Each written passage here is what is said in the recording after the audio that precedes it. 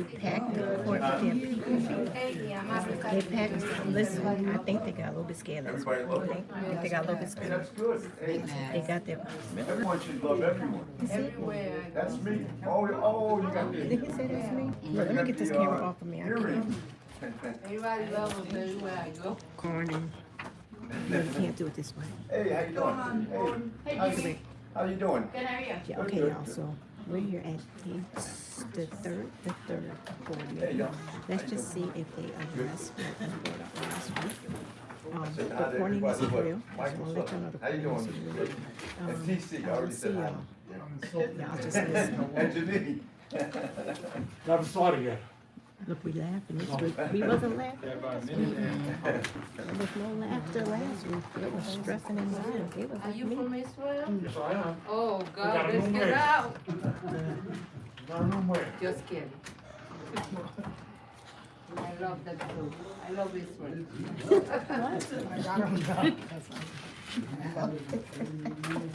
Just happened. Quick. Amen. Just happened. That quick. You know what? It's about to be a client. I'm sure. If that lawyer got me out the corner of his eye one more time. One more.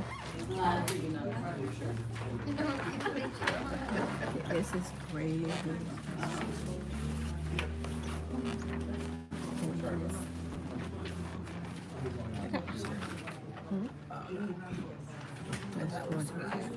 My job. Was he supposed to work? Yeah. Oh, snap. Why didn't you at work? Why didn't you at work? Right. Yeah, please do.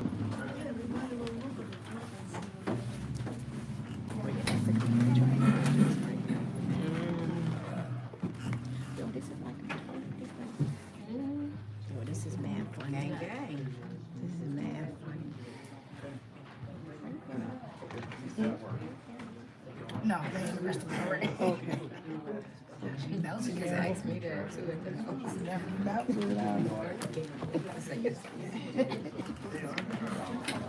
Definitely have to. Yo, this is comedy in its full state. This is comedy. Call the meeting to order. Pledge to the flag.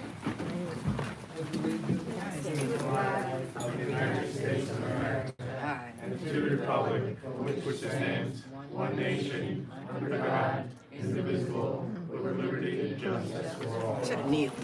Okay, I'm probably gonna stand. No, I don't have to. I'm good. All present. Approval of the minutes, April 3rd, 2024. Reorganizational meeting and the April 10th, 2024 special meeting. I'll make a motion. Second the motion. Roll call TC, Yes. Janice, Yes. Gordon, Yes. myself, yes. Presentation from forensic audit Richard Corcoran, how do you pronounce it? Corcoran. Like me to come up now? Yes, you Yeah. can. Okay. The floor is yours, sir. Floor is mine. Podium, okay? Yes. How you doing, Rich? Good, good. How you doing? Good, good. Here, let me move By way of introduction, my name is Richard Corcoran. I'm a partner in the firm PKF O'Connor Davies Advisory LLC.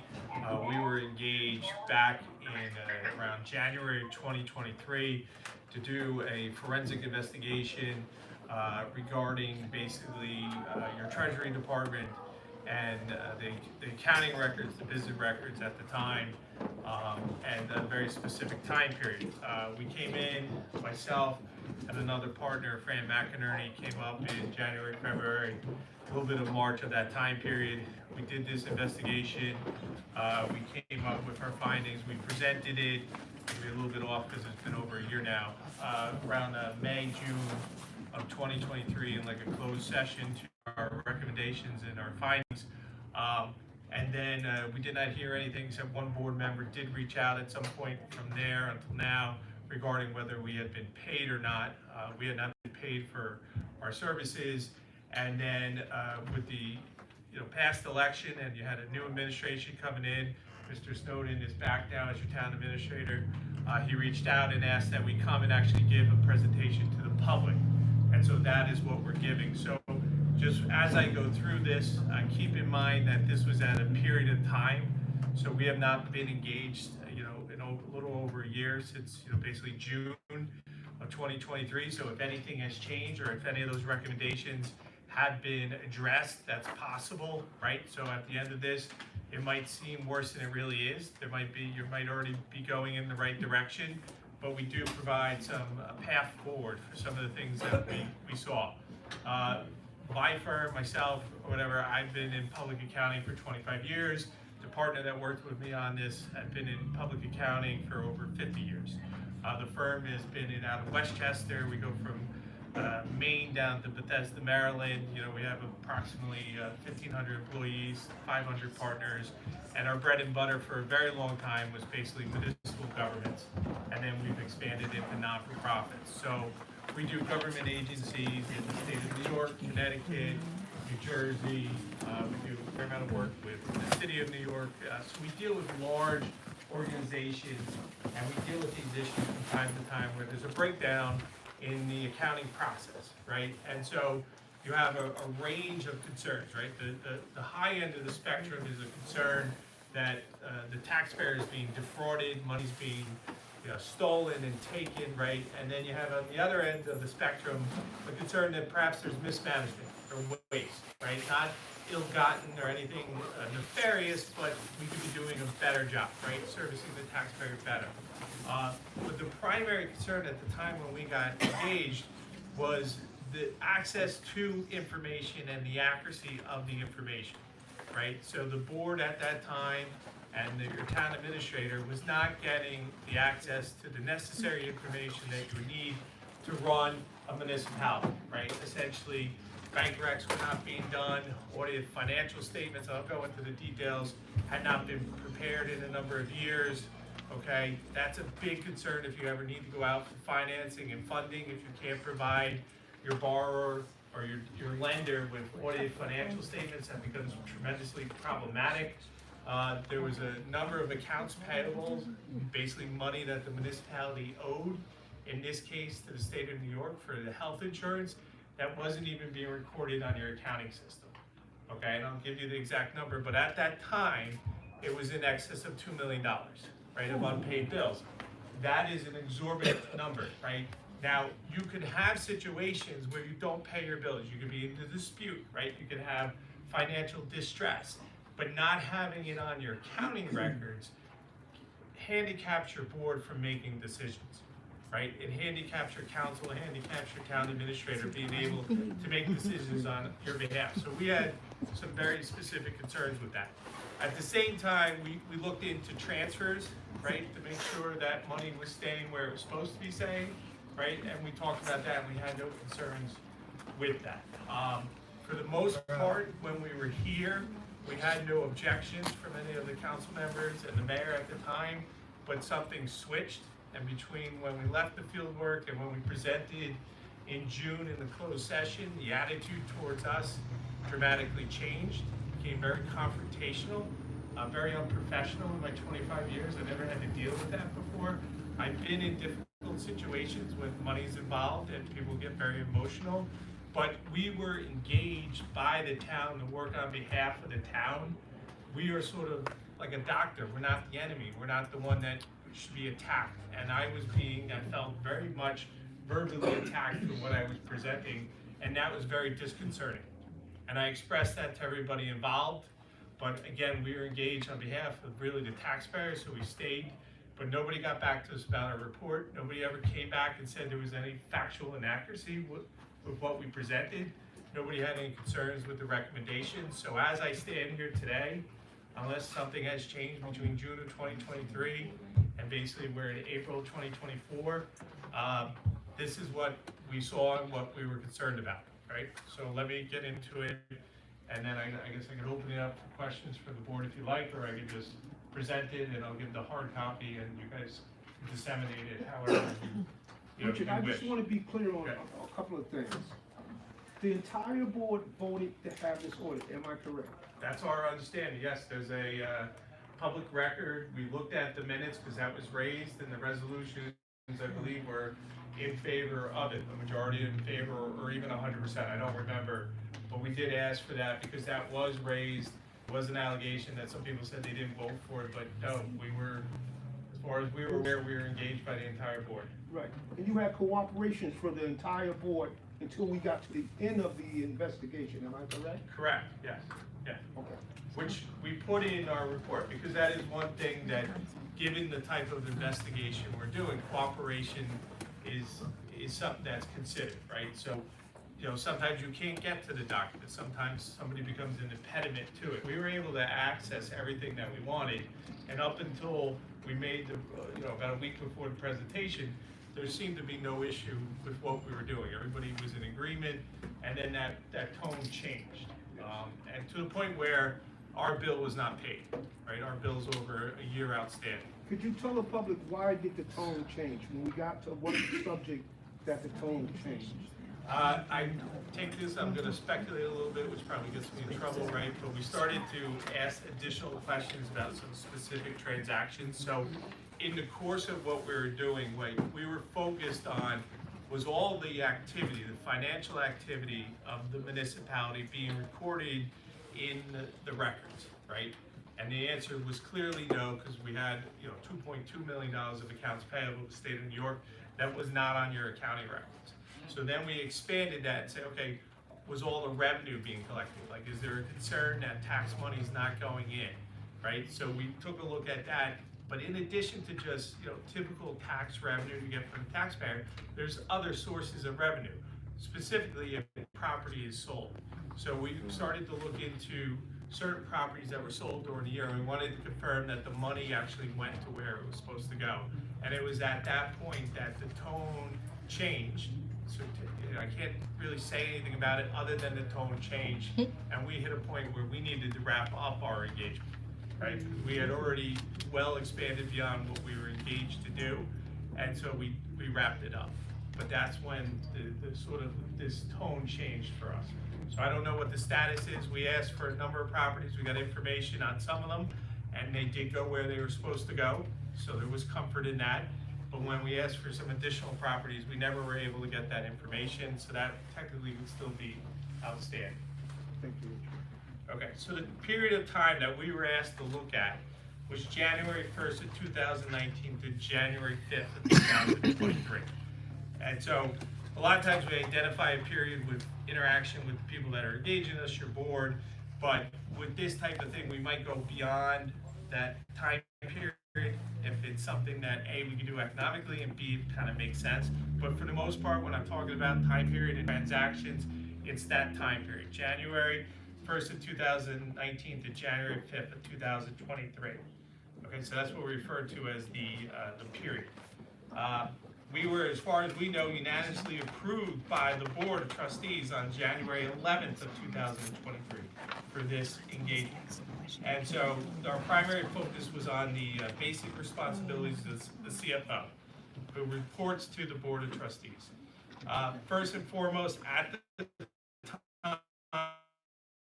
time, and this report was issued on June 7th of 2023, so I apologize for throwing a lot of dates. Things could have changed because we're almost a year after that, but at the time, there had not been an unqualified audit opinion since the fiscal year ending July 31st of 2018. Okay, so that means that you didn't have your 19, your 20, your 21, and we were in 22, so you know, we were in 23 was when your 22 would be audited, but as far as we know, you had not had a what's called an unqualified audit opinion since then. All right, that is problematic. Okay, I'm not even aware how you're getting by statutorily without some concern from the state, but that is problematic. You cannot borrow if you don't have audited financial statements. Okay, now when you get audited financial statements, an auditor can give you what's called essentially a clean opinion, meaning that there was no material weaknesses, no material deficiencies. Here's your audit, or you could have with a disclaimer of opinion, which means they audited it, but they didn't feel comfortable even giving you an opinion. Your last audited financial statement, as far as I know, they didn't give you an opinion. They came in, they audited, they issued financial statements, but they disclaimed an opinion, okay? So you, as far as I know, Mr. Snowden, are we up to date on our audited financial statements? Are we still behind? We're still behind, So, okay. just one thing, Mr. Corcoran, Yes. because you're obviously talking to the general public. Why don't you just briefly explain what you're speaking about? What is an audited financial statement? What is it and what its significance is? Because not everyone may No problem. understand exactly. All right, so municipalities, right, and it could vary by states, but essentially are required to get audited financial statements, right, for a number of reasons. The audit is the highest level of service that a accounting firm can prepare on your financial statements. Financial statements. If you deal with large non-for-profits, they'll have audited financial statements.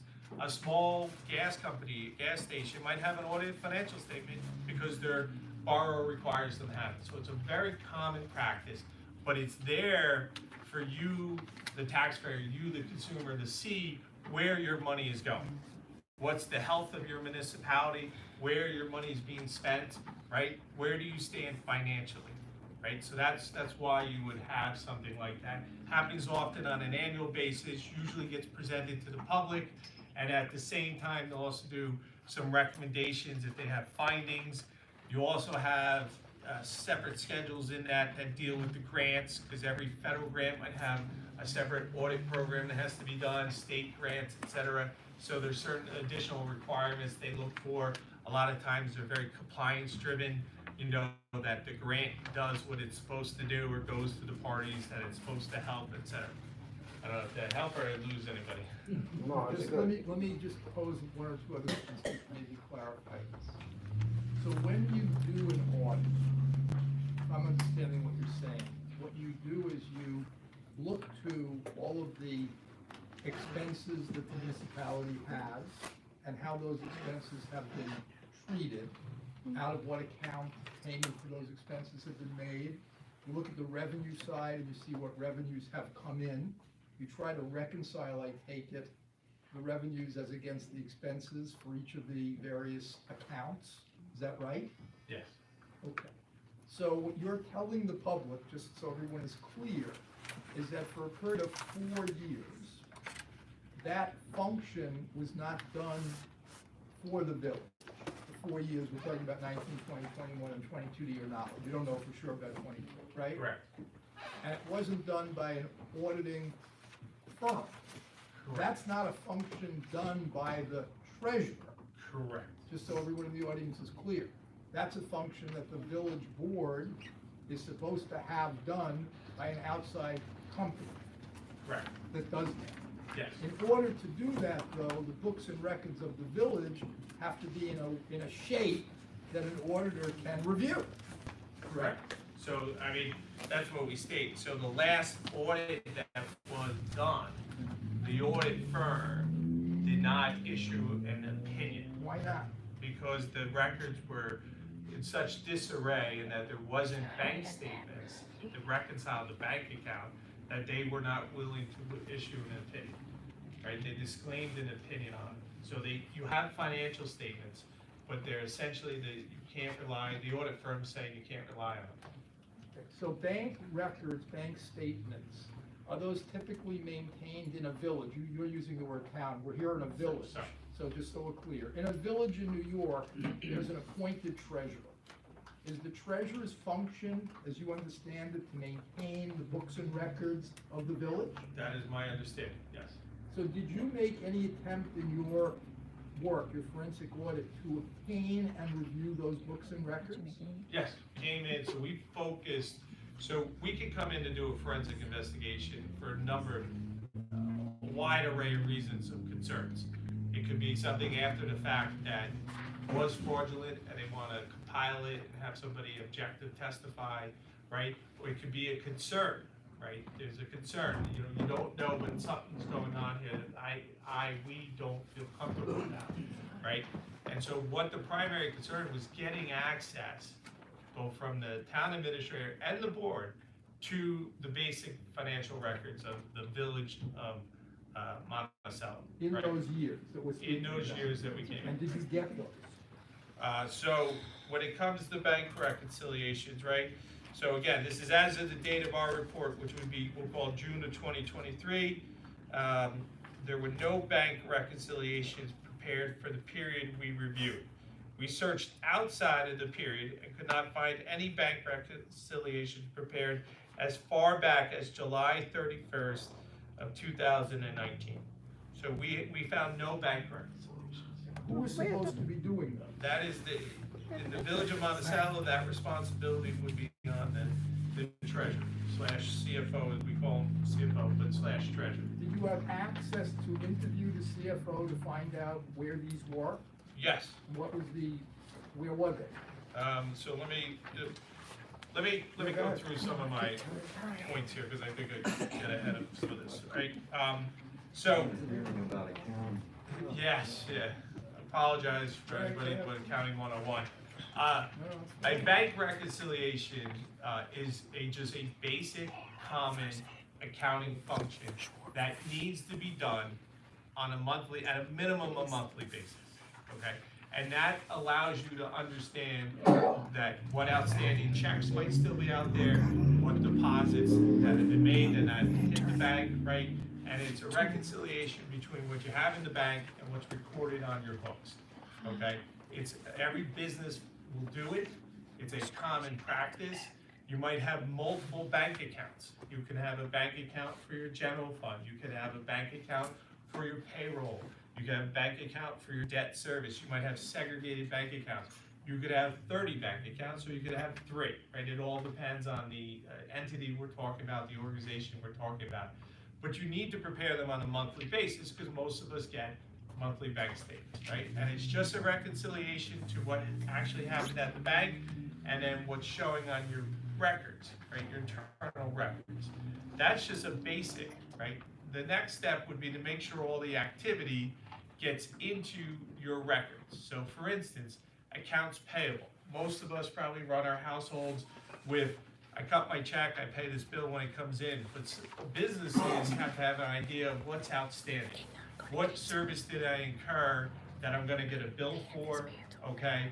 Municipalities have to go a step further, because it's supposed to be, I raised from the taxpayer during the year this money to spend, and I wanna know how I'm doing compared to my budget, right? So there's an even higher level of reconciliation and activity that has to be captured and recorded, right? So the bank statement is the most basic thing. It's the equivalent of just turning on the lights when you come in every day. Making sure that the accounting records reflect all the activity that the municipality has going on, whether it's selling of a piece of property or incurring expenses for health insurance that you eventually have to pay. That has to get into the accounting records so that this board, this elected board, can make decisions. And then somebody like the town administrator.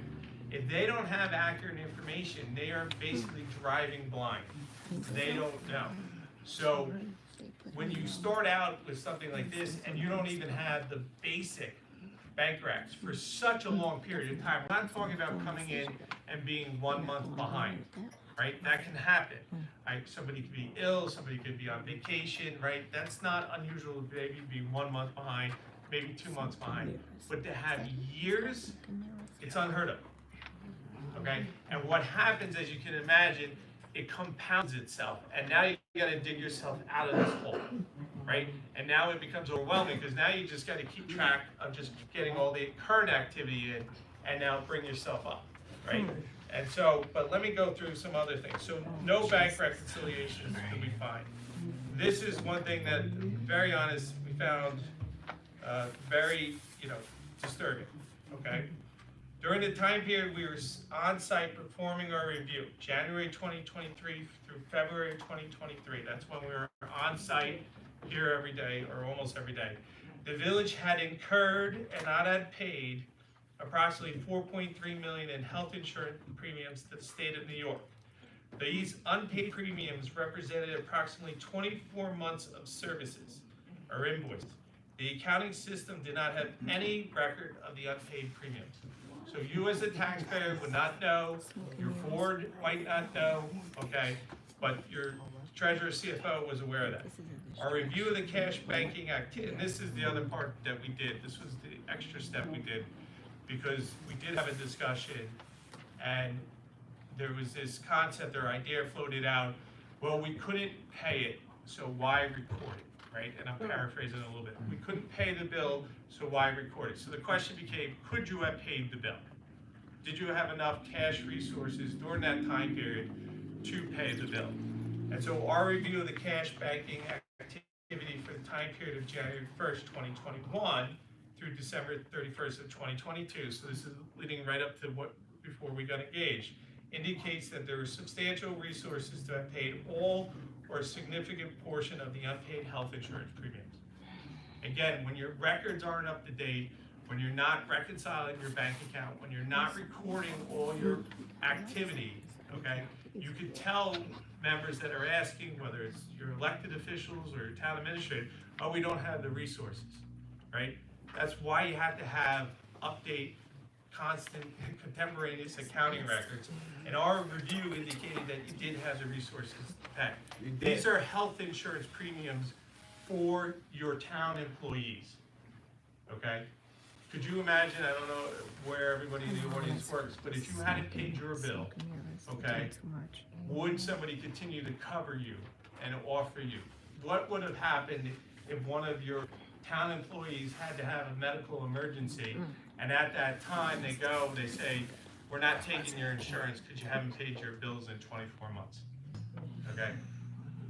It's one thing if everybody's aware of it and you're working towards a solution to pay it, but when you hide that and not everybody's aware, your accounting system is failing, right? Your accounting system is failing.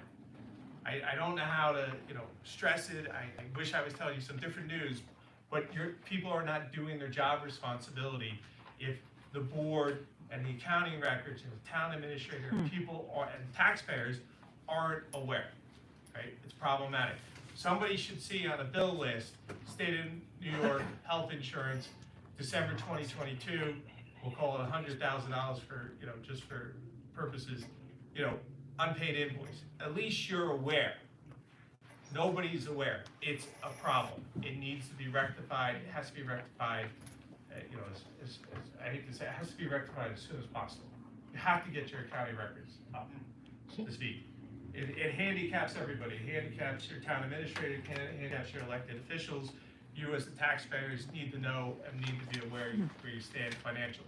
So when we started all this, like I said, we didn't have the resources to pay. Our limited review indicates that you had the resources to pay all or portion of it. That's because he didn't do the bank recs. Yes. Okay, so bank reconciliation is like a function of the position of the treasurer/CFO.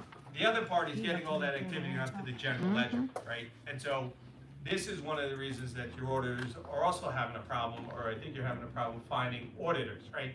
An auditor is somebody that comes in and issues an audited financial statement. That's not what we did, because your general ledger doesn't have all your activity.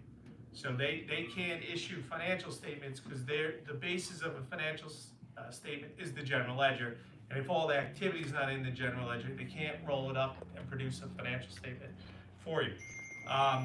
My understanding at the time, the CFO was attempting to reconcile this. The village auditor, the previous auditor, had said that they wouldn't come in and audit at that time until the bank statements were up to date and the general ledger had been reconciled. We did find, for what it's worth, that a significant amount of the banking activity has been posted to the accounting system, meaning payroll, expenses, interbank activity, interfund transfers, revenue collections, and expenditures. So what that means is all the banking, the stuff went through the bank account, seems to be already in there, so we're not really going from scratch. So that is a positive. That's why I wanted to put it in there. But if you don't pay your bill, you still owe it. That was not in the general ledger. Those type of things have to be fleshed out. with the new treasurer, before somebody's gonna come in and do an audited financial statement. Those were our sort of points that we wanted to highlight. Then the rest of the report talks about the procedures we performed, the people we interviewed, the discussions that we had, and then some of the activities that we did where we traced the transfers, making sure no money went out. We felt very comfortable with that. And that's all laid out, and then we make certain recommendations. Again, we looked at the payroll. We wanted to make sure the payroll agreed, so we did some analysis work on the payroll, that agreed to the contracts, that the employees agreed. So all that worked out, and people were paid what they were supposedly contractually supposed to be paid. So we had no issues with that. So there's a comfort in that, right? So that aspect of the sort of CFO treasurer position was working correctly, so payroll was being paid. On one hand, it's no surprise because there could be, could you imagine if your employees were not being paid, it wouldn't be me up here. People would be coming in and complaining. So payroll was getting paid. A concern that we have, we've seen this in other municipalities, is payroll tax being paid, right? Because that's a big issue, because that creates penalties and interest or whatever. We reconcile the payroll tax for the period we looked at was paid, so that you don't have to worry about that issue. But there are municipalities that get into trouble with not paying their payroll tax, or counties. So that's from Maine down to Maryland. We see some of those issues. You did not have that issue, which is good. The rest of the report gets into very specific things we looked at. We looked at certain aspects of the insurance, different types of insurance. We looked at, like I said, the withholdings. And then for 1 month, we did our own reconciliation for August of 2021.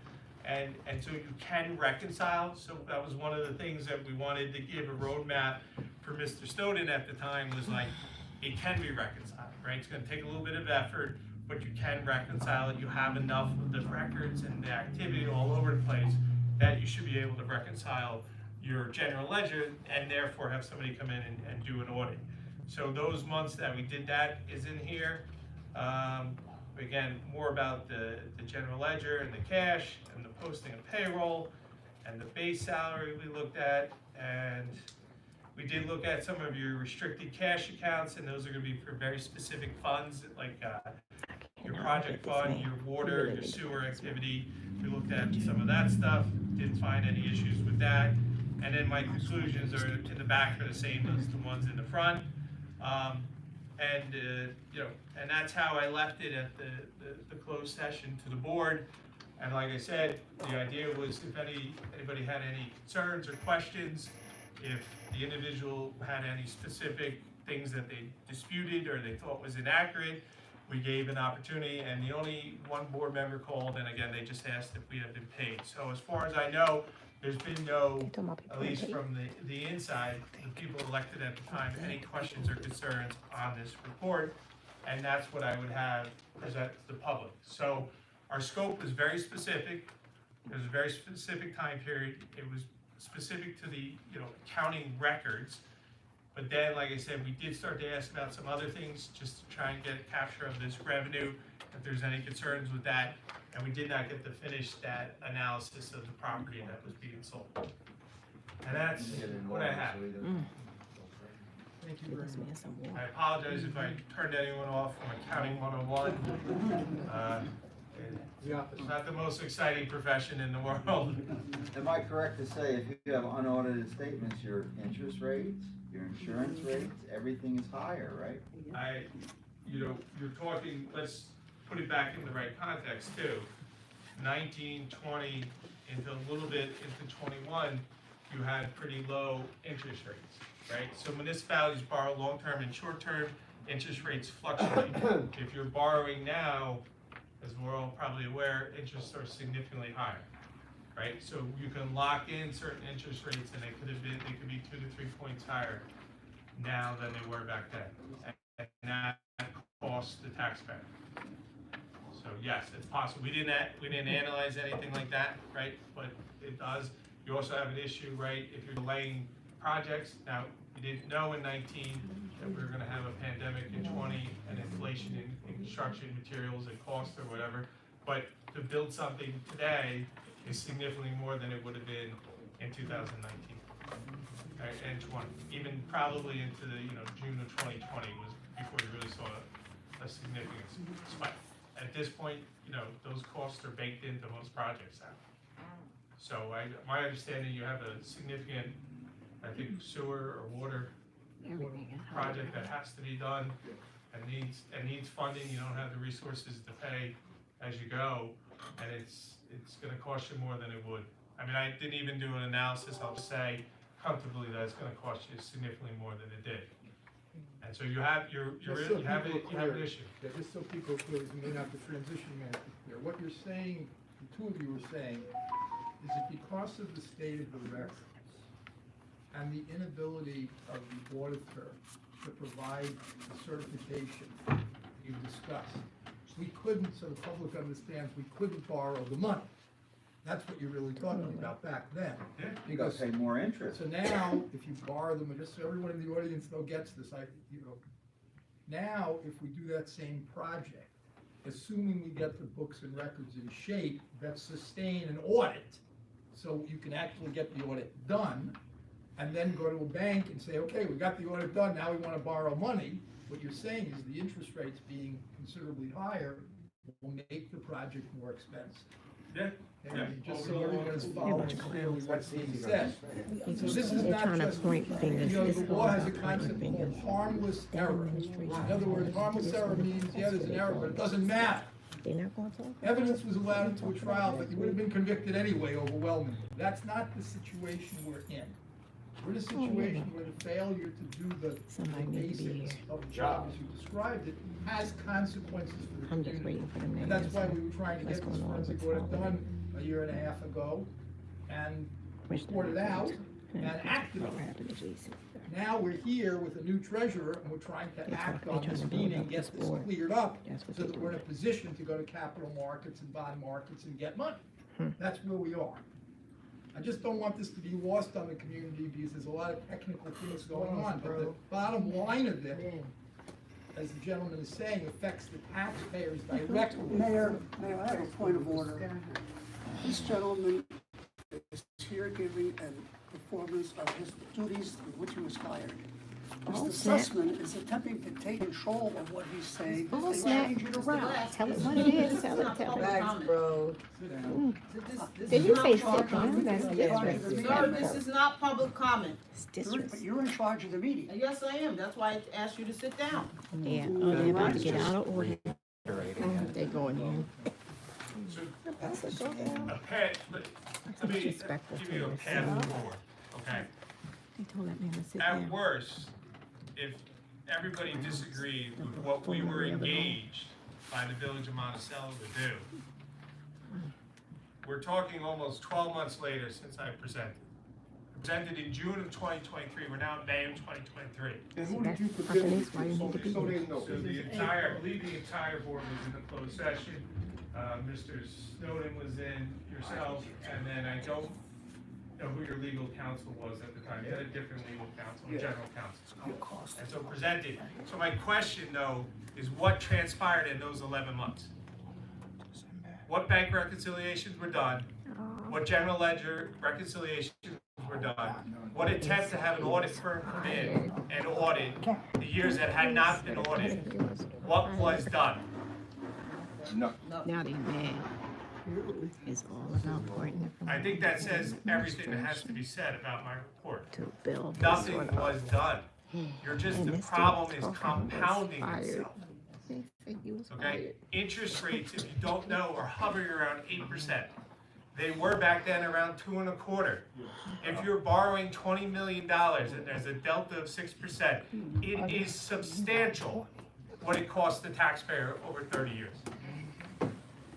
It is tremendous. That's resources that could have been used in other areas for the municipality. It's one thing if the project's delayed because of timing, because of additional issues that we're unaware of, but to have projects delayed because the accounting department can't get your accounting statements done is unacceptable. No, this is unacceptable. I've been a CPA for 25 years. I've never seen anything like this. I don't know how to stress this more to the taxpayer. That's who I'm talking to. You had a problem. You need to fix There's been it. a problem here. it's costing It's you more money, financial. substantial money. It's the judgment. I mean, that is our concern. We audit a tremendous amount of municipalities. Okay, we have entire departments that's all they do.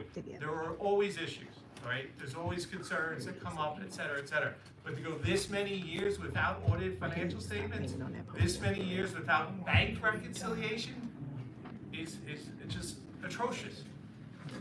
It's terrible. It should not be happening. You need help. You have a new treasurer. The board should get him any additional resources that they need to get it. And you can, based on what we saw back here almost a little over a year ago, 18 months ago, you can reconcile this. You can get out of this problem. Okay? I don't think it's gonna happen overnight. The last audit firm that was in here, I believe they might have been hired to help do some of the bank recs. Yes. I don't know what the ultimate status of that is, right? So that was a good They've done positive. some of them. Okay, They've good, done it, they're behind, but they've caught up quite a bit. good. The other problem is they can't be your auditor of record now, right? Because they created initial accounting records. They can't come in and audit that. So now you gotta find a different audit firm, okay? Now you gotta ask an audit firm to come in and do all these back years, okay? And so it's gonna be an expensive audit, more than it would if it was done contemporaneously. Thank you. Can I ask you one question? And some people During were your on board findings, when did this you was see happening, though, so where he gonna pay. there were multiple checks going to certain So they personnel overpayments? So in the payroll reconciliation we were able to reconcile, there were no overpayments. That was a concern always, that somebody gets paid more than they contractually are supposed to, but we were able to reconcile everything. You had to dig deep and there was some explanation, but we were always able to trace it back basically to the board awareness that it was. So we didn't, when you get into the heart of this, you'll see there was no real concern over that. But we did focus on that to make sure if somebody was supposed to get 102,000, they didn't get 204,000. So we did look into that. Because there were some findings during an audit where certain people got thousands of dollars overboard. That could have been remember our period was from January 19 through January 2023. Right. So it's possible in the past that the auditor did see that. Right. But we took the payrolls, we both the police, the DPW, and everybody else, and we went, and reconciled it. I felt comfortable that that was not a concern. Thank you. Yes, and Richard, this was just the first scope, the first phase of the audit that you guys were doing, correct? Well, the time period was identified and sort of the scope evolved, right? And to fit the budget that we were given. So we were given a budget of approximately $40,000. We ended up incurring, and this happens often, right? It's not indicative of anything. Our government rates are always less than our standard rates, but we incurred about $57,000 of actual time. And so from our perspective, we delivered what we were engaged to deliver. We did start to look into these land transactions because it was like, okay, let's make sure all the revenue gets collected and recorded, right? And we didn't get all the way through that. Now help me out with something. And the public, with the land transactions, what actually are you speaking about with the land transactions? So a municipality can own property in their, anywhere, but they tend to own it within their village limits. And from time to time, they might have no longer use for that property and they can sell it. But there's a process for that, right? On how to sell it. It has to be a public process. You, the taxpayer, it's essentially your asset and it's being sold. So you want to make sure it's being sold at arm's length, right? That there's some sort of bidding process to it and that it's fair and equitable. Like, for instance, you're not selling a property for $1, right, to somebody that knows somebody on the inside. That would be something that would be, frowned upon, probably criminal and illegal.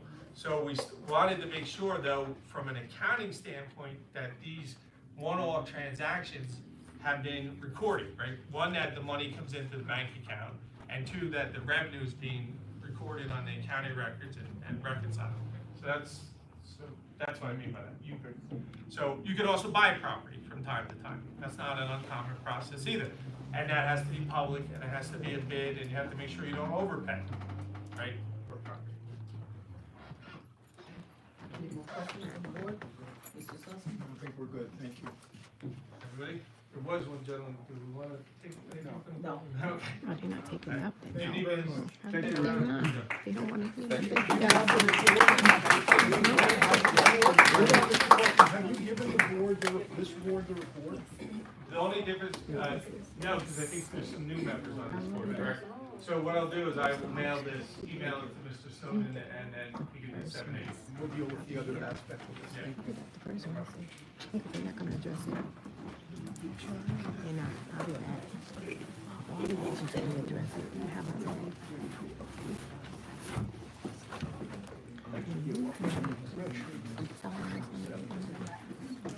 Kids from the school, if you're looking for an agenda, right up in the front, you're gonna need it.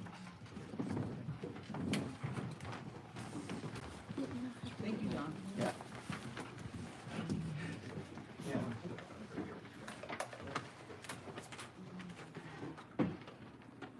Okay, public hearing, proposed local law number 1 of 2024 to extend the residency requirements for the acting village justice to the county of Sullivan. I'll make a motion. Second motion. Are you open to questions from the floor? I'm not finished yet. Public comments. No, Not in public comments. open up the public hearing. Not in public Yes. comments. Hold on. Yes. Gordon? Yes. Myself, yes. What time is it, Janine? 6:46 p.m.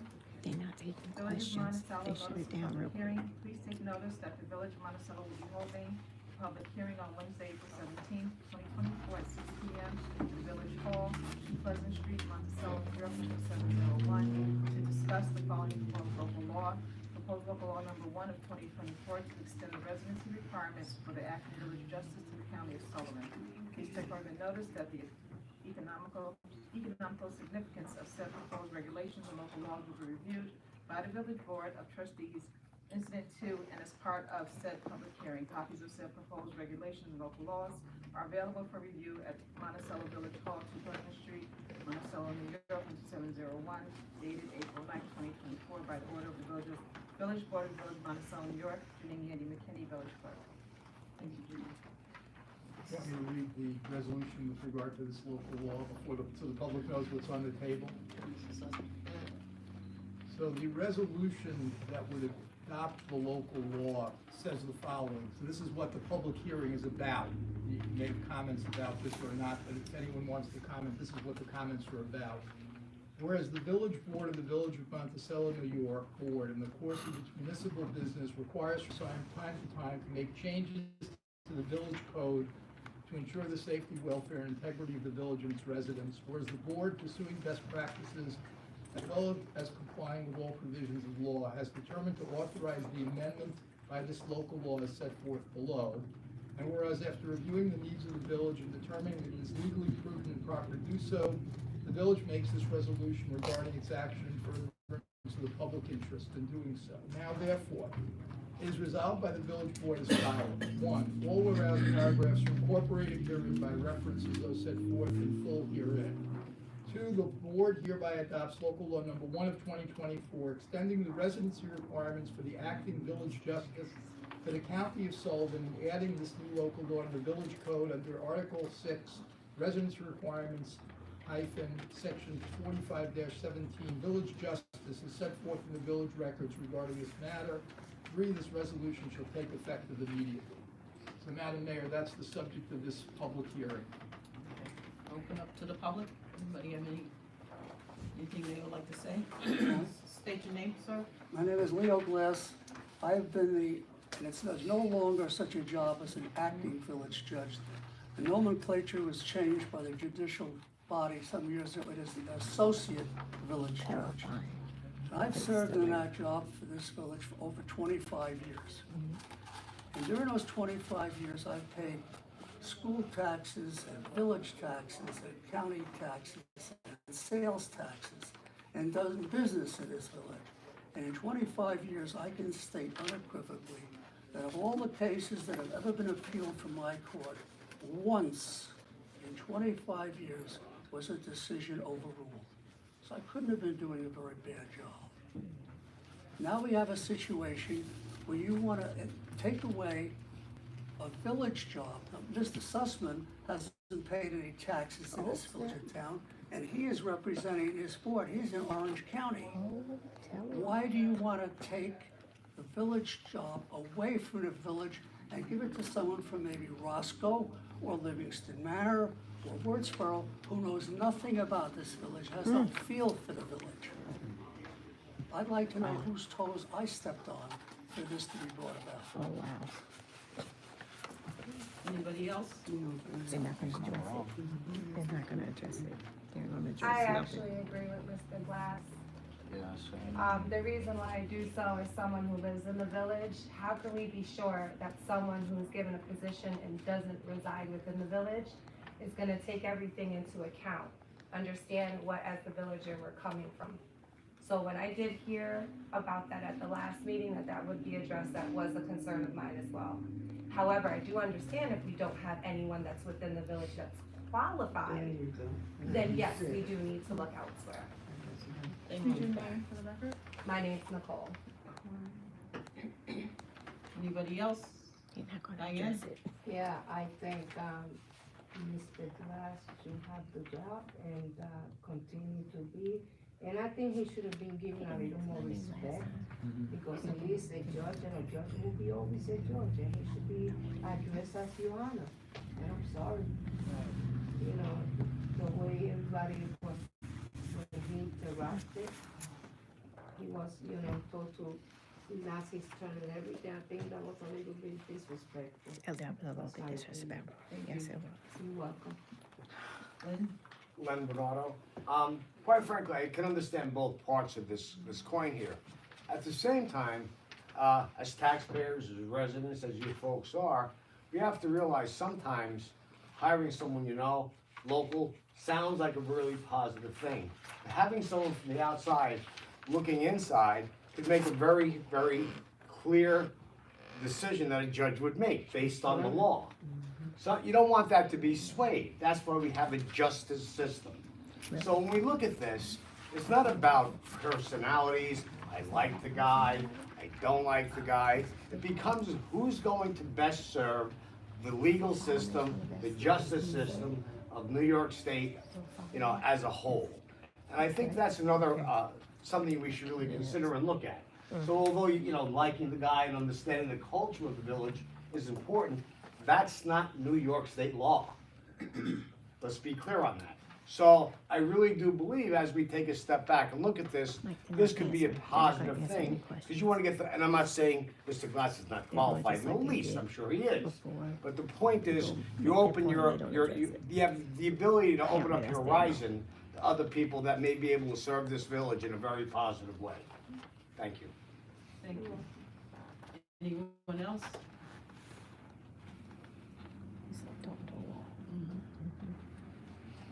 Anybody close the public hearing? Make motion to close the public hearing. I'll make the motion. When did they address this? Okay, come on, Roll one more. call. I'm on board. 653. TC? Yes. Janice? Yes. Gordon? Yes. And myself, yes. Who's winning? Was that the guy that just spoke? So everybody's out of Sullivan County. Don't nobody live in Monticello. Resolution adopting local law number 1, 2024, extending the residency requirements for the acting village justice to the county of Sullivan, and adding this new local law to the village code under Article 6, residency requirement 45-17, village justice, and authorizing the village clerk to complete the necessary local and state filings. Can I get a motion? I'll make the motion. Second promotion. Roll call. TC? Yes. Janice? Yes. Gordon? Yes. Myself, yes.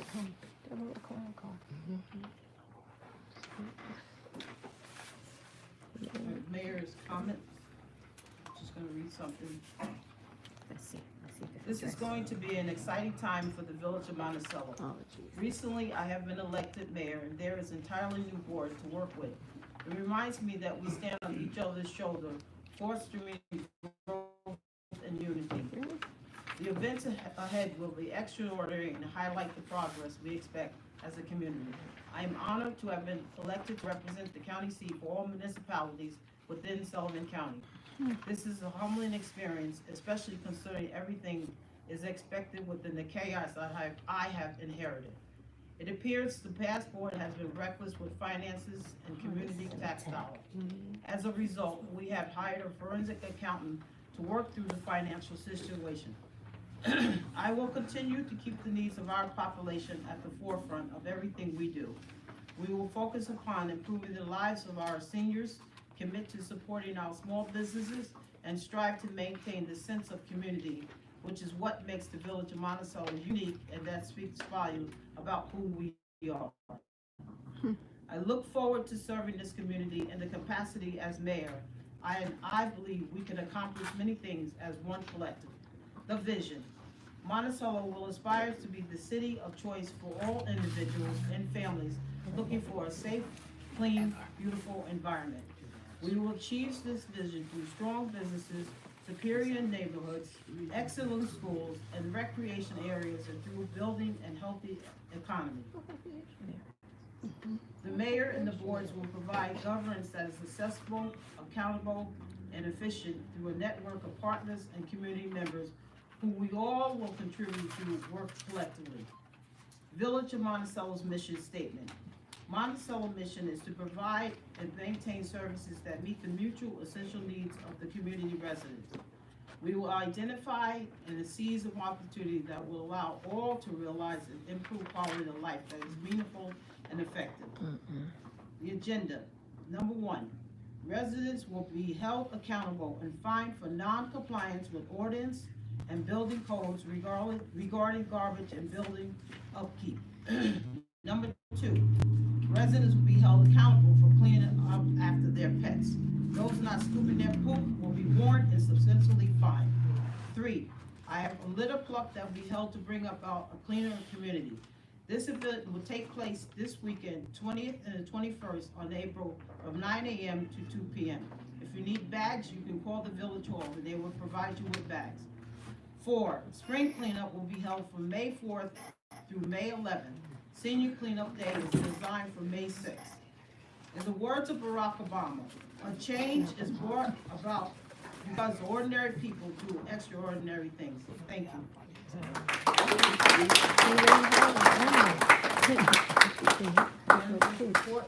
Make it make sense. I would just like to say, today me and Michael met with Jill. TC was involved in the meeting. And the projects that when we left out of here and we was hoping to get on its way, it's still in the same place when we left. Nothing has moved. The water plant, the pump station, the parks. We have to start pushing these projects. The main concern is the water plant. We have to get this water plant going, and that's gonna come with the finances. We need the finances so we can borrow against to get the money we need for this water plant. That's number 1. Otherwise, we ain't gonna have any growth. So, me and Michael is hatching up a plan, so we can get, the bonding for the water plant. We're gonna share, responsibilities for the pump station at the racetrack, the splash park. We talked about that with Jill. She's gonna check and see if she can move it. If not, we're gonna have to put it in the same location. And that's pretty much it. We keep hammering out these problems we have. The main problem is our finance. That's how they get down. The new treasurer is working out fine, and he's doing a good job so far. So let's hope for the best. Thank you.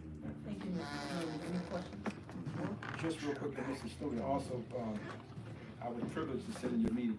Also, you guys speak about the $2 million that haven't been lost, that you have put it back on the table for improvement to either the Ted Strobel building or some type of activity, recreation area for our seniors and the youth in our community. So thank you for that.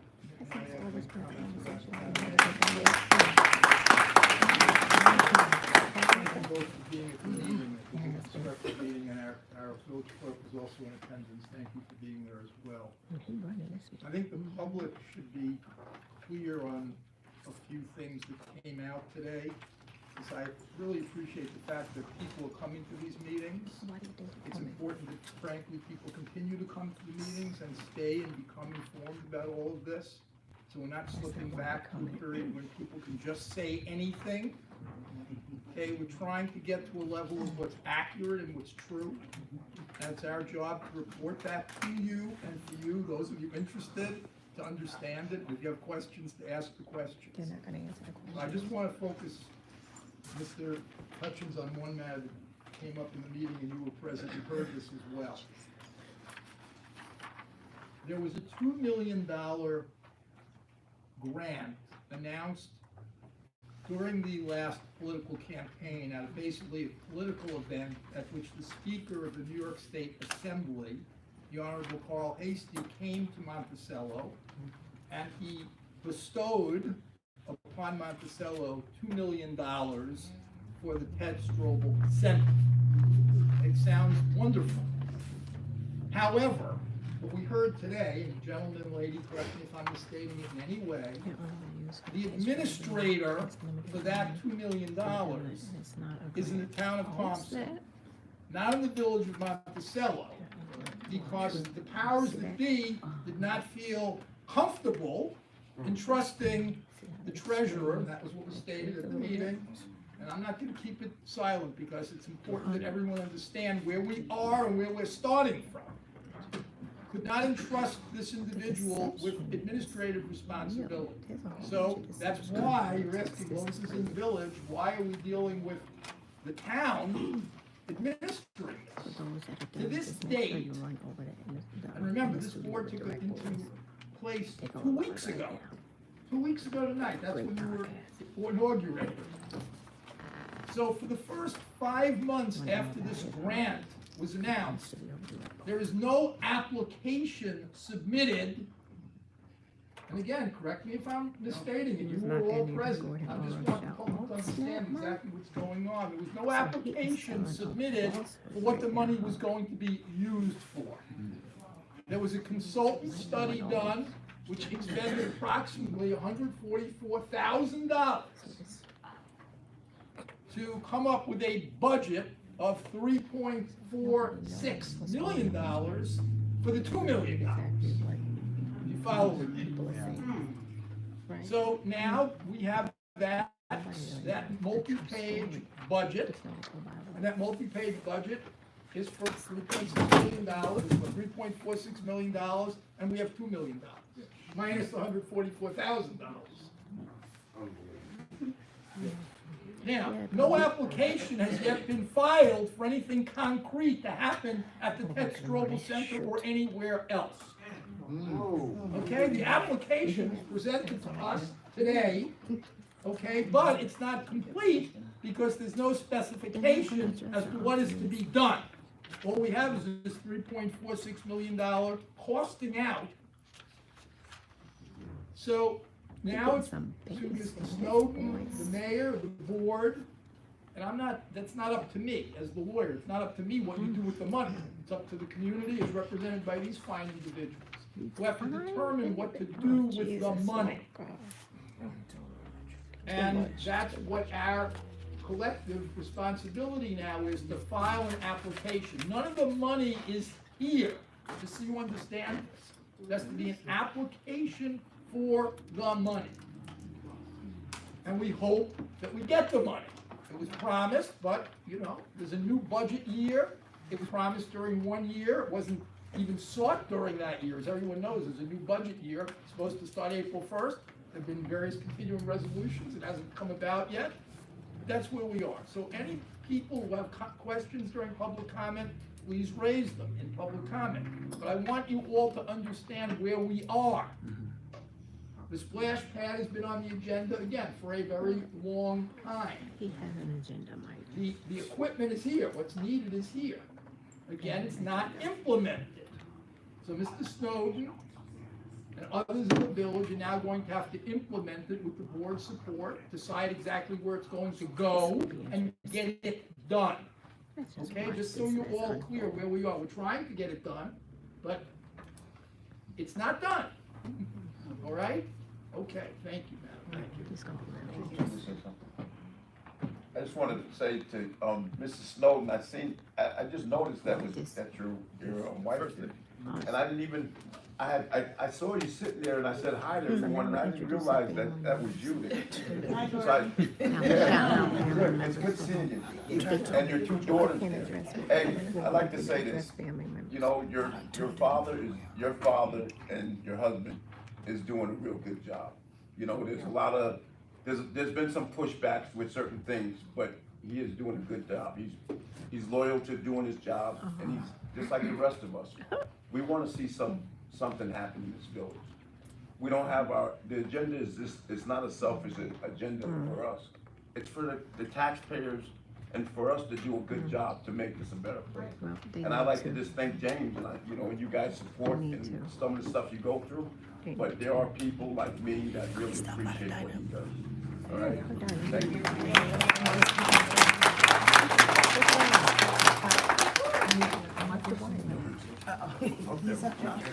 No.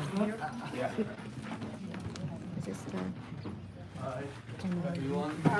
For those who don't know me, I'm Josh Deichman, or Joshua Noah, is what I Josh, prefer. go to the podium.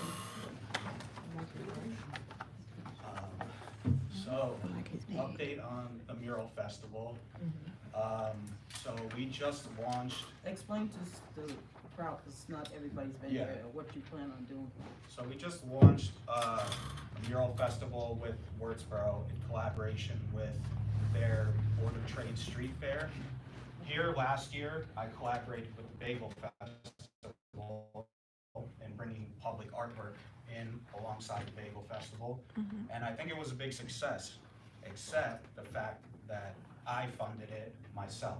It was about 85% of it came out of my pocket. oh, wow. I think, I take accountability for not knowing where to go to and how to ask for certain resources. Where we're at right now is I'm waiting for New York State approval. I spoke with Paul Hahn from the DOT and just a waiting game. Like last year, I would have just sent it and, kind of fake it till I make it deal like I did last time. I just would have told everybody it's happening. Took the gamble, but I have a committee this year and the committee wants physical paperwork to show that we have approval from New York State, that as promised, the village is insuring it.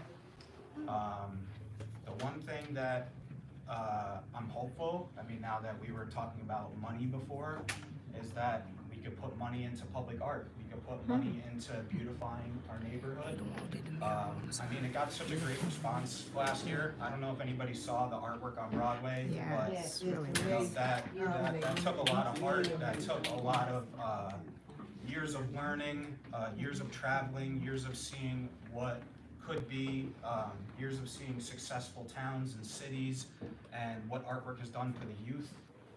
And I chose 3 years ago to come back home here and to try to do that. Monticello's my home, I'm born and raised here.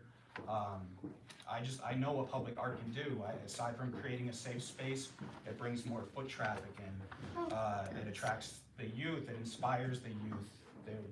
My game plan with the Mural Arts and Culture Festival was to eventually be able to fund a creative rec center for the youth that has music and fine arts, culinary, everything that these after-school programs may be scattered or maybe we don't have could all be fit into one place. But for right now, my focus is the Mural Arts and Culture Festival, and this year I'm not with the Bagel Festival. We plan to do our own. What date? The date? July 21st. July 21st. So social media, our Instagram, on Broadway. It's on Broadway. Where on Broadway? Just like, so basically just like the Bagel Festival does, except this is all art focused. So all the, like any vendors, we're gonna put out an application for vendors hopefully soon. As soon as I get this paperwork in from New York State, we're gonna put a call out for not only artists, but art vendors. So all the vendors that are gonna apply have to be somewhat art focused. Clothing, jewelry, crafts, sculptures, paintings, you know, any local artist from a kid to, you know, an adult can show their work. And our rates for the vendors are really low. Our rates are $50 per vendor. It's insane. I don't think any festival ever does it that low.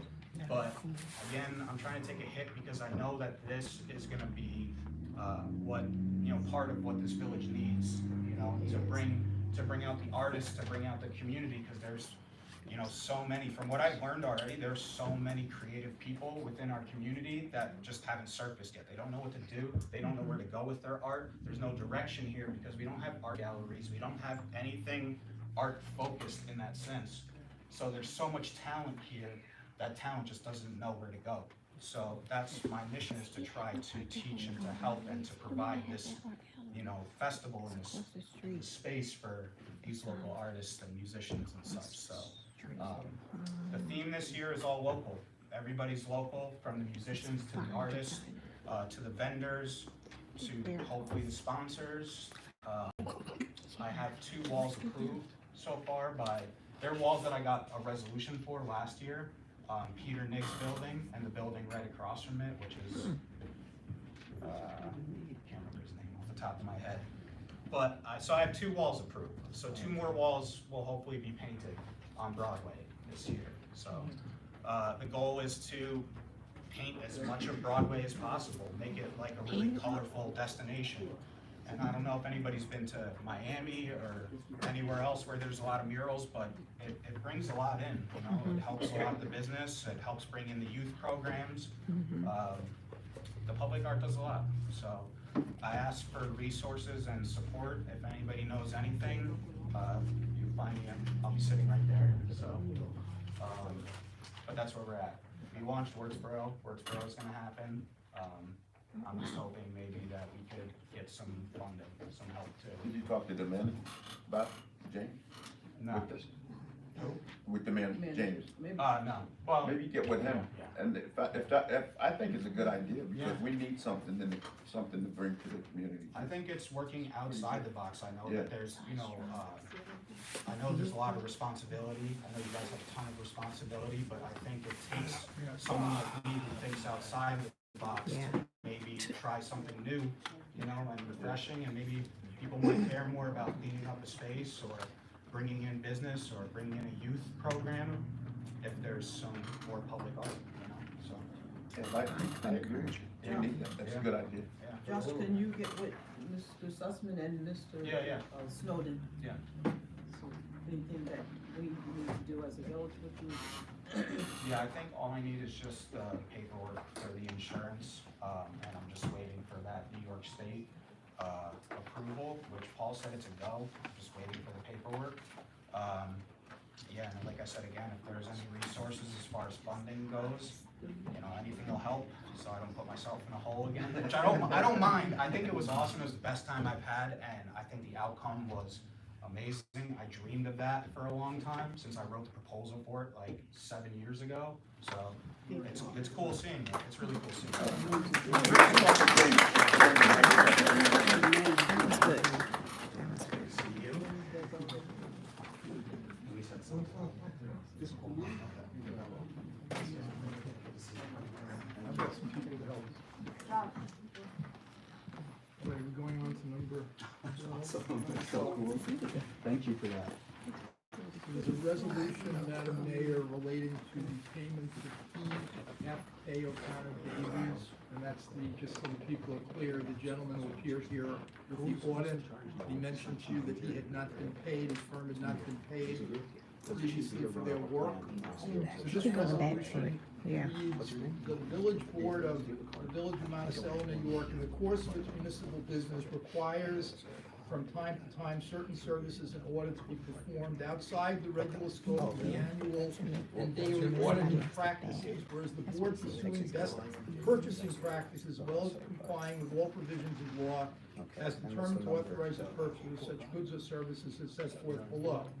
Whereas after reviewing the needs of the village and determining that it is fiscally prudent and proper to do so, the village makes this resolution regarding its action in furtherance of the public interest in doing so.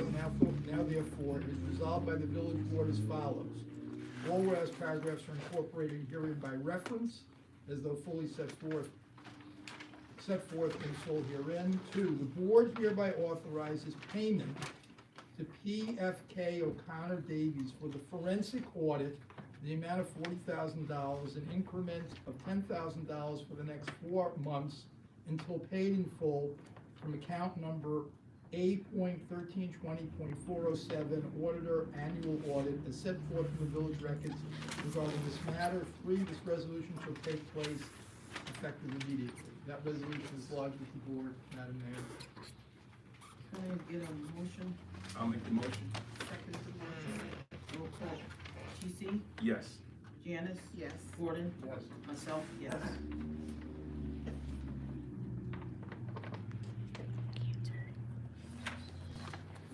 Number 13?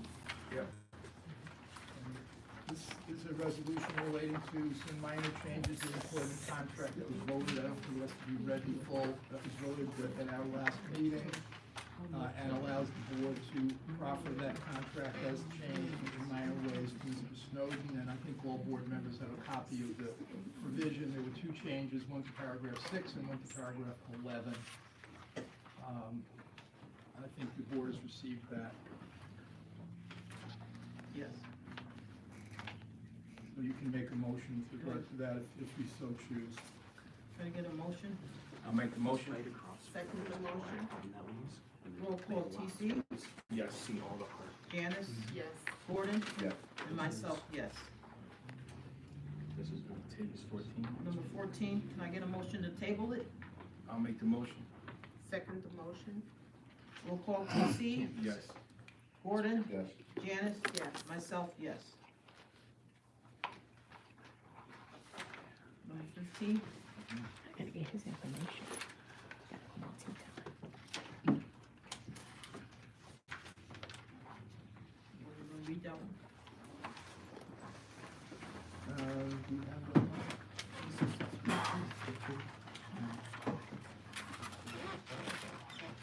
There you go. Thank you, resolution. Thank you. Okay, resolution 15 reads as follows, Madam Mayor, resolution authorizing the El Tequilero Inc. liquor license.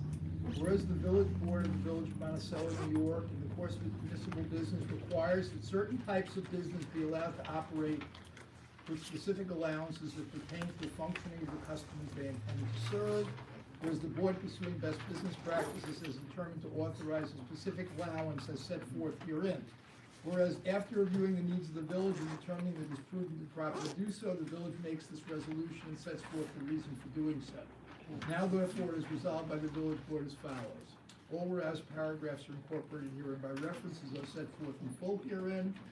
2, the board hereby authorizes a 30-day advance notice waiver for El Tequilero Inc. restaurant located at 9 Forestburg Road in the village of Monticello for their liquor license application as set forth in the village records regarding this matter. 3, this resolution shall take place effective immediately. And that's now lodged with the board for consideration. Can I get a motion? I make the motion. I'll second. Gordon, got the Second. Roll call. TC? Yes. Janice? Yes. Gordon? Yes. And myself, yes. Madam Mayor, the next 3 resolutions relate to specific appropriations, which are authorized by each resolution for services that have been provided or goods that have been provided to the village. That's 16, 17, and 18.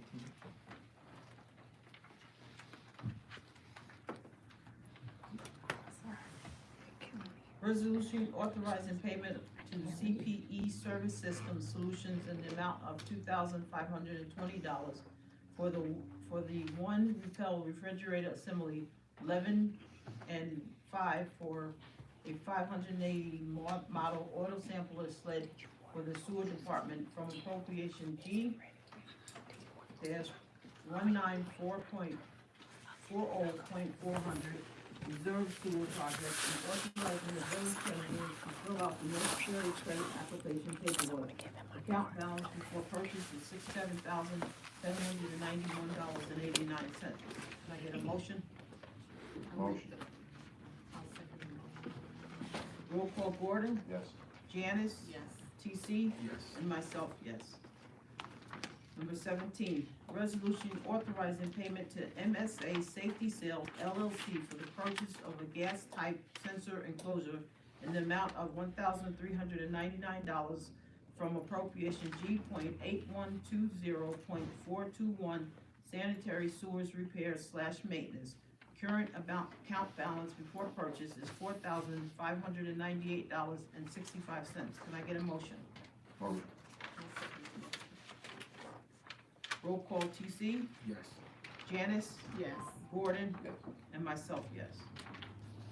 Number 18, resolution authorizing payment to Day and Night Plumbing for the emergency repair of the women's bathroom at the Ted Strobel Center in the amount of $1,062.36 from appropriation A.1620.421 building and grounds repair / maintenance. Can I get a motion? Motion. Second. Roll call Gordon, Yes. TC, Yes. Janice, Yes. and myself, yes. All right, and Madam Mayor, the next motion that the community may be interested in, Mr. Snowden may want to address the rationale for this, is a resolution which is number 19 on your agenda, ladies and gentlemen.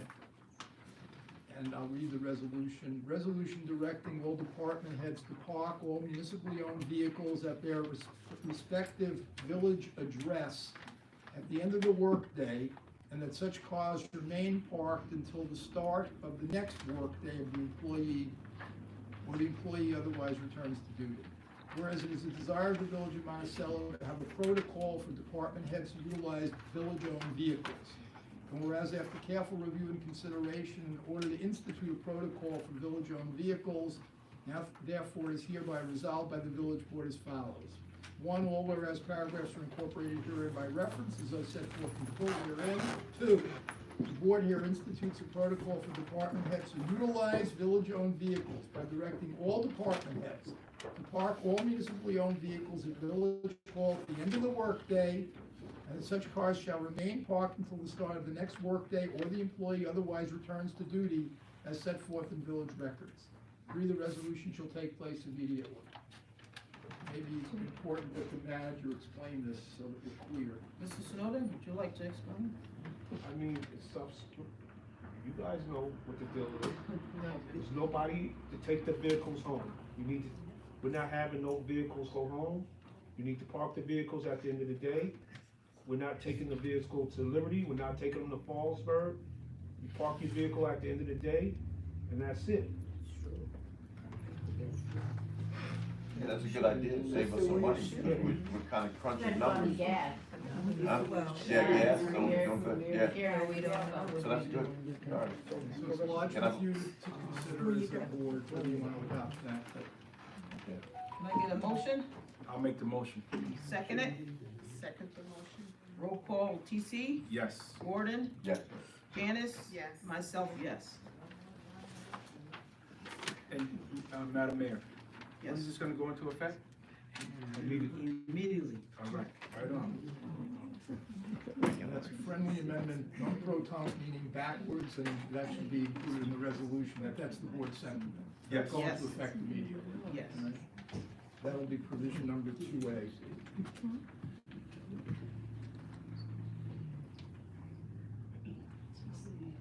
Mr. Sussman? Number 20, this is a resolution authorizing the acceptance of the cash bond in the amount of $75,000 from Meadowbrook LLC for the new construction of phases 1 and 2 on Waverly Avenue. The guarantee of all work listed in the village engineer's report from village engineer Glenn Smith is to be completed before such bond can be returned. The village will issue certificates of occupancy after receiving the bond, and the inspection of all units have been completed by independent engineer John Fuller and meets requirements of the New York State codes as stated in his report. The members of the public, what this is about is when someone engages in this kind of project, they have to give assurance to the municipality that they are going to in fact complete the project, or the bond will be essentially given over to the village. So the village can ensure the completion of the project in an appropriate manner. It usually relates to roadways or other matters like that that are being built. So this is simply a resolution authorizing the village to accept that bond to allow for this construction to proceed. And it's lodged with the board. So now you issued a CO, so now we can start getting tax money, right? Yes, that's the whole thing. The only reason why he can't finish because the blacktop companies is not open yet. So he can't finish his blacktop. So it's a list, if you see, Glenn Smith wrote a completion, things like planting the trees, he can't do that to the summertime. So he has people who wanna buy these units, so he has to close on them. So we got to issue the COs so he can close on these units. And he's gonna put the $75,000 bond up. And at the same time, we can start getting tax revenue for those new projects that's coming on. Mrs. Stoner, roughly how many units are we talking about that's under this bond? This is why I need There's the water. 14 Yeah. on one side, and then it's 5, 10 on the other. That will go now on the tax roll. Will go on the tax roll. Thank you very much. Thank you.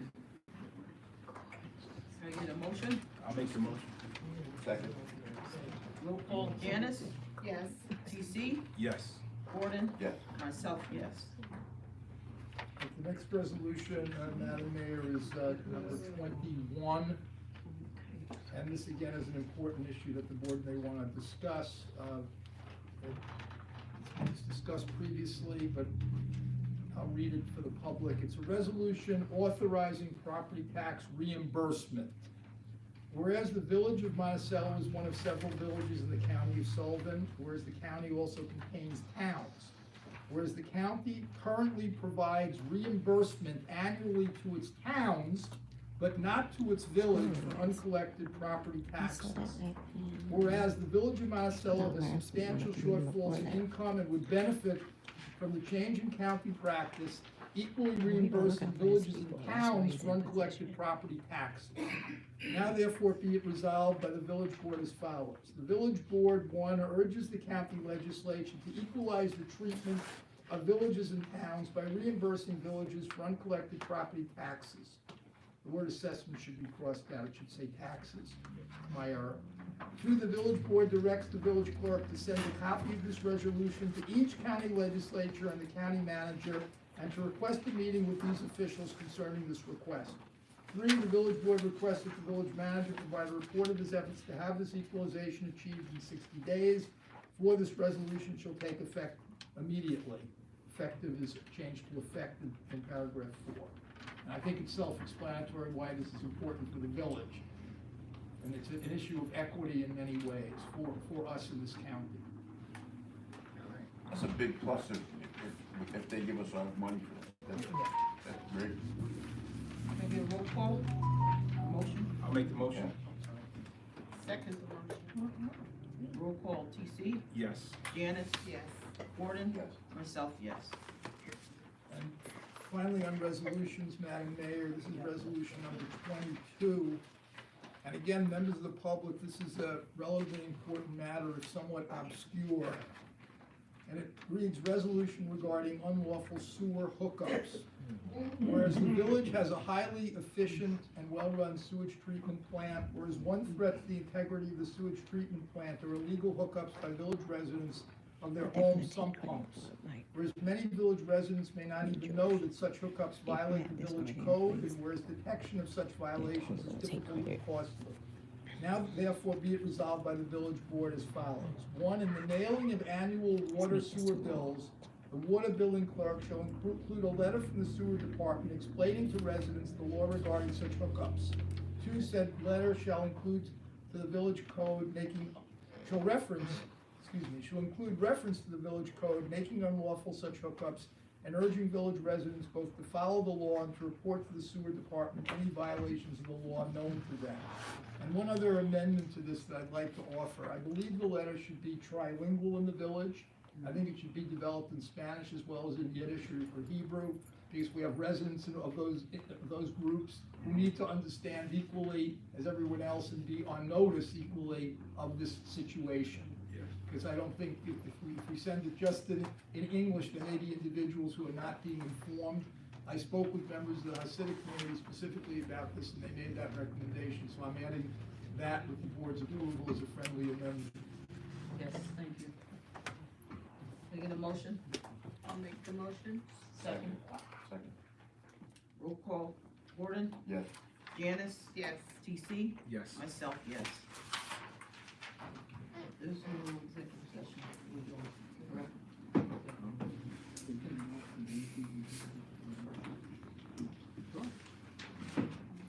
One other matter that needs to be brought to the public's attention, and that is we're honored tonight to have our new police chief, David Lindsay, who's joined us for the meeting. Congratulations, sir. Thank you, everyone. I'm honored that the board has entrusted me to lead the police department, and I'm excited to work with everyone. Congratulations. Thank you. I will see you later. Public comment? Public comment only? Anybody? Lynn? Yes, Len Bernardo again. Listening to the audit earlier. So everybody can see you, can't hear you. Oh, sorry, forgive me. Listening to the audit earlier, equipment or workout equipment for a rail trail or something like that. Yes. And at the time, former mayor purchased it, and then for some reason, the county wouldn't give them the money for it, or they never asked them for the money. I'm not really sure of the detail. It's not my issue, village issue at this stage, but that equipment was received. And never, I don't know if it was paid for or not paid for, where the equipment is, where it isn't. It does exist, but I think you should locate that equipment, certainly, and figure out what you're gonna do with this equipment, because it is $100,000. Maybe an insignificant amount to some people when you owe millions of dollars in back insurance funds, but nonetheless, it's a start. So James, I'm not trying to make your life difficult in any way. It's okay. Thank you. I understand me. But I really think we should locate, because at one time someone said to me, well, we think it's in the old firehouse, or the new DPW, I guess, warehouse. I'm not exactly sure where it may be, or you may not know where it may be, but please, it's very, and I think that will make everyone's life easier, make people understand why you're making these decisions, how you're making these decisions. And that will take a lot of the scrutiny away with the hope. Thank you, Mrs. Sussman, James, and the board.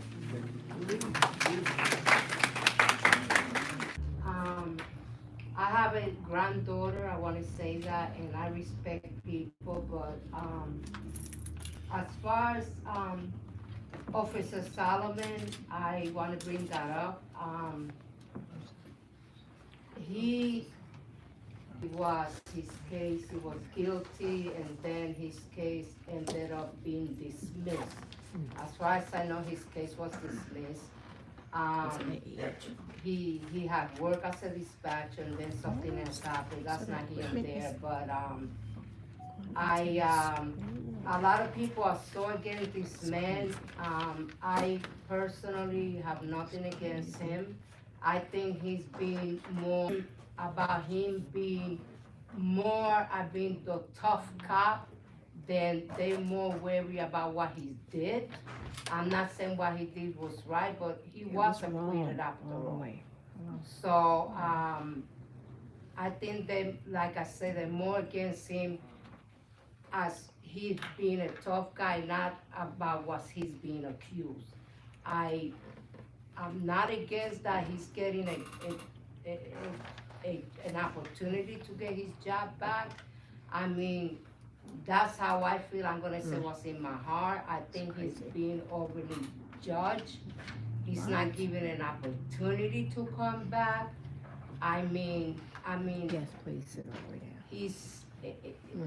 everybody's acting like he killed 100 He people. molested a bitch. So that's my opinion, What? and That's bananas. whoever's wanna judge me, I mean, who are we to judge? He molested That's a God's 15-year-old job. girl. We have talking about people judging, we have talk about getting together, we have talking about forgiveness and everything, but that's how I feel. So like I said, I respect everybody's opinion, I wish people would respect mine. That's And if he's bananas. getting a chance to come back, or What? me, as far as I'm concerned, I'm okay with it. Thank you. So thank you for That's letting me bananas. speak. That's bananas. I can't Good either. evening, Debbie McCreary. On the 3rd, my part of town had a total blackout. And I didn't get the opportunity to say how welcome for this new board, how excited we are for moving forward with Ted Strobel and reopening okay. the activities for the youth from Monticello. We're very happy about Mr. Snowden and all his knowledge that he can bring to us, and we're looking forward to moving forward.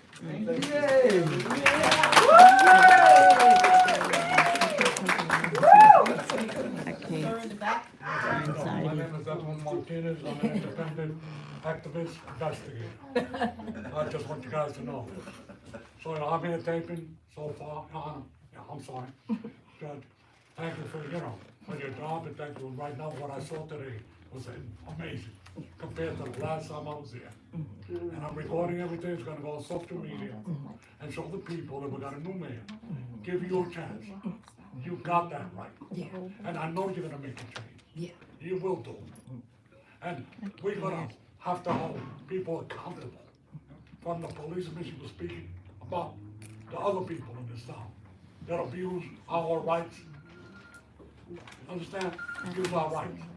So God willing, with your help and the people here, we're gonna make this town good again. Yeah. And thank you for putting first thing you did was right, got rid of Chief Coley. What? That was the best thing you did. No. That we're was, not doing to that. me, was number one. No, you know I'm not saying, Anybody else? Yeah. Anderson? No, can I just rebut this? No, go ahead, ma'am. No, you go ahead. No, go ahead. No, go ahead. I got something to say. My name Oh, is my Maddie phone. Anderson. The auditor that was here stated that the audit that was completed in 2018, was, for the year ending 2018, they did not issue an opinion. I was wondering if this particular audit issued an opinion, and I actually don't understand what that means. Does that mean that the audit is still open when they don't issue an opinion? Hello, Ms. Anderson. Let me just briefly try to explain the answer to that. This is a forensic audit. The gentleman here tonight, he was hired last year, as you heard, in January, February timeframe by unanimous board. The purpose was to do a forensic audit. That's a different kind of audit than what you're Than the asking 2018, is that what you said? No, this gentleman Okay. and his firm were hired in February of 2023 to do a forensic audit. A forensic audit is not the kind of audit that's you're referring to from 2018. Oh, okay. That's a standard annual audit that has to be done and that haven't been done, as he explained, because the books and records did not allow them to be Because he don't done. want me not to Okay, speak. that's what he was explaining. Okay. And secondly, I'd like to thank the board and the village manager for passing resolution number 18, is it 18? Yes, repair the bathroom at the Ted Strobel Center for the seniors. We've been with that, with one bathroom that the seniors have to share with the outside as well as the mayor for a long time. So I appreciate you passing that resolution, and hopefully the work will get done very soon. And hopefully you will put part of that $2 million towards something for the seniors, so decent building or upgrading what we have. Ms. Anderson, what happened on the bathrooms is the village has obtained a grant for $35,000 to redo the bathroom. The prior administration failed to do so, right when we hired this guy to tear the bathrooms apart. So the prior administration got rid of me and Michael Sussman, sent the grant back, According to Joy, that's not even All gonna right, happen. because they missed the deadline, so they had to send the grant back. So now we're stuck with the bathrooms not being complete. So that's what happened. And at the same time, they said I had the grant sent to my house. Go figure. But, We were told that we're gonna get a new roof there as well? yes. Is that? That's a part of your 2 million. That's part of the 2 million. That's not But coming. regardless, the new board he's here not- is going no, to he's not put next. the bathroom back. We're gonna He's do not that next. with the village fund as soon as No, we we're can get doing- it approved, okay? Yes. Um, everybody has their own opinion, right? And this is not about, my name is Kenitha Corley. Tea time with Bunky, those that don't know, I'm put it out there. Everybody has their own opinion. Your feeling about Jason, that's neither here nor there. The way it went about was wrong. It was like they didn't give the man a chance, but that's not even the problem. The problem is with Solomon, the fact that he got off now, I don't get what you were saying. That the man is getting his job back because there was a typo about this little girl's age. This was addressed in the last meeting. She was 15 years old, you guys. She was 15 years old, and this police officer assaulted her, and he's going to get his job back. Truth, he's not gonna be on the field. I thought he was gonna be out in the field. But okay, he's gonna be dispatching. He has on a uniform. He's representing the police department. And the fact that the police department, not just Monticello, police in general, have a bad rap. People don't like the police for either reason. But the fact that you guys are giving this back to him after he assaulted a child, undocumented, who had no voice, because her parents were undocumented, and we know how that goes. But the fact that it's okay, and y'all gonna give this man back the uniform. Forget everything else, the uniform. It's not about Jason. It's not, so if, they said she was 17, she was 15. Because of the technicalities, this man got off. And like I always say, make it make sense. This is a child. I wouldn't want my granddaughter anywhere around somebody like that because you don't. Wouldn't anybody else be on the registry? Okay, we're gonna defend it. Defend it. Go ahead. Can I explain the Corley situation? It's not even about Jason. It's not even about Jason. Y'all gonna make it about it. So the audience has the factual information again. As some people have said here tonight, there's a desire for transparency. I share that desire. There's a huge amount of misinformation being provided, and we're going to get to the bottom of it. That starts with y'all. Excuse me. So I'm gonna explain to you exactly what's accurate with regard to this situation to our But he ain't gonna be knowledge. rude. People can have their own opinions, but let's put the facts on the table, okay? He still got a job. Mr. Solomon was reinstated as a dispatcher under the prior administration. Let's be very clear. He brought a lawsuit in Two state people were on the Supreme board Court. that agreed to it. The village defended the lawsuit. Listen carefully. You can snarl, you can sneer, I don't care. Listen to the facts. You know y'all don't care. All right, hold on. But Hold on. In order, if they would have gotten rid of him, that would have caused a lawsuit in the country. Okay, so the village was advised by its lawyers in that Just let them case, speak. a defense lawyer named Brian Sokoloff, who I've litigated many cases against for 35 years, that the village was going to get essentially an order requiring this gentleman to be returned to work because the way the prior administration terminated the gentleman was unlawful. Okay? Now, A here lawsuit we over are. a life.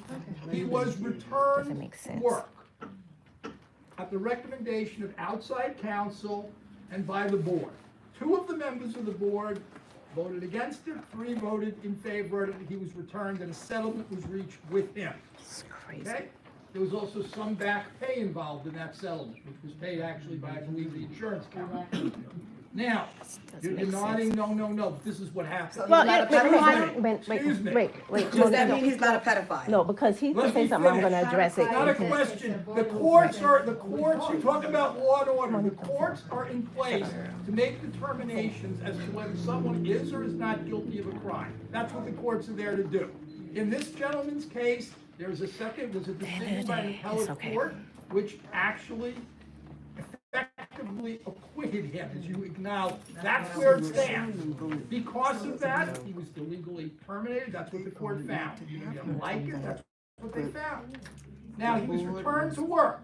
He was working again in Monticello, and recently, rather recently, he was charged with several felonies. The felonies related not to what he underlyingly did or didn't do. They related to certain paperwork he filed in which he represented that he had not been convicted of a crime, which under the law, in my interpretation, is accurate. His conviction was overturned. Okay, his conviction was overturned. If your conviction is overturned, you can legitimately say you were not convicted of a crime. That's the law. So, he's being prosecuted. That prosecution is going on in Sullivan County. It will reach a resolution at some point. He was, by the prior board, a majority of the prior board was paying him. He was on paid administrative leave. This board asked for an opinion as to whether he could be returned so that he was actually doing some work in exchange for the money, because there was a need for dispatching services. And he was, by this board's vote, returned to the dispatching position. That's what occurred. You may disagree with the decision, that's fine. But those are the basic facts. With regard, he's not now on trial for being a pedophile. That's not what he's on trial for. That case is over. Okay, but he is. Don't say nothing. You may say he is. The court system is not. We cannot proceed as Just because it was dismissed don't mean you don't say nothing. You're gonna take y'all out.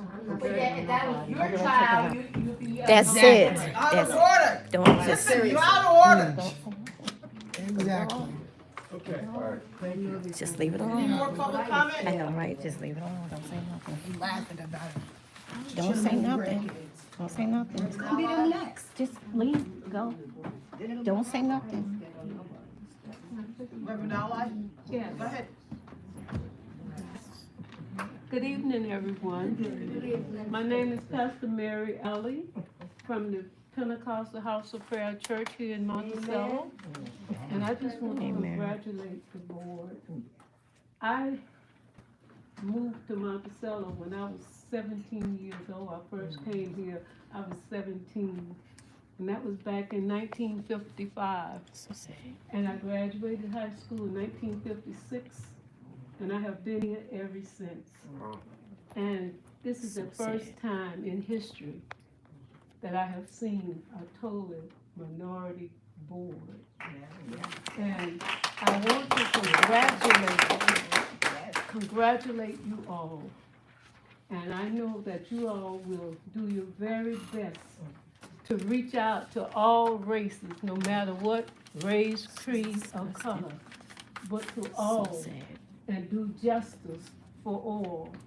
And we will be praying for you in any way we can assist you and help you in any way we are here. And we thank God for every one of you. You got me so excited to pray for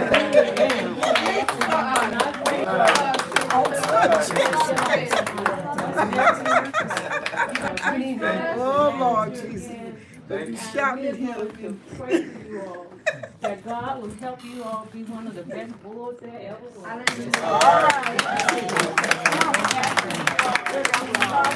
Show love to one another, no matter what race, creed, or Amen. God is coming back for those that do the right thing.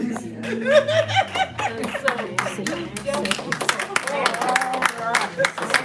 not age, not race, not color, but as a human being.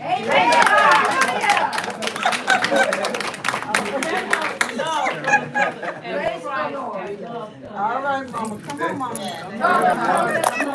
Respect for one another. All right, Mama. Come on now. And I thank God for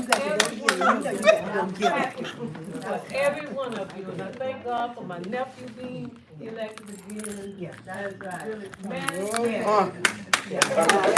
Come on. we are here to support you all as much as we can. And when God Just let us you know cannot that close down we need meetings. to do it. And don't forget to pray. Okay. and to put God first, and He'll work out everything.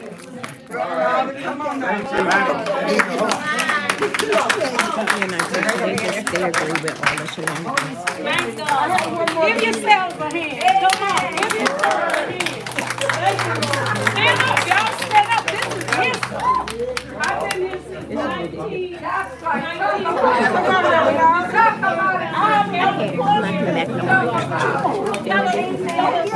It's ridiculous. It's ridiculous. It's ridiculous. It is. That shit is sad, man. It's ridiculous. Let's go. Look, I'm all alive. You can't